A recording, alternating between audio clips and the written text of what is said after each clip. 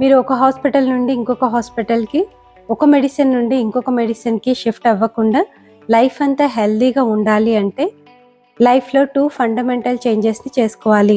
ఒకటి, మెడిసిన్ వాడితేనే నేను హెల్దీగా ఉంటాను అనే ఆలోచనను మానేయాలి.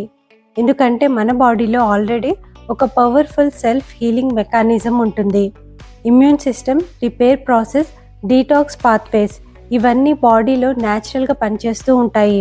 మనలో ఎవరికి ఎక్స్టర్నల్ మెడికేషన్ పైన డిపెండ్ అవ్వాల్సిన అవసరం లేదు. సెకండ్, లైఫ్ స్టైల్ని చేంజ్ చేసుకోవాలి. లైఫ్ స్టైల్ చేంజ్ అనగానే చాలా మంది డైట్ గురించి ఆలోచిస్తారు. కానీ రియల్ లైఫ్ స్టైల్ కరెక్షన్ అంటే డైలీ లైఫ్లో మీరు ఫేస్ చేస్తున్న disturbances, stress, emotional imbalance, over thinking, lack of rest, unresolved conflicts ఇవి బాడీలో ఇంబ్యాలెన్స్ని క్రియేట్ చేస్తాయి. గైడెన్స్తో దీన్ని కరెక్ట్ చేసుకోవాలి. ఇలా చేస్తే మెడికేషన్ డిపెండెన్సీ ఉండదు.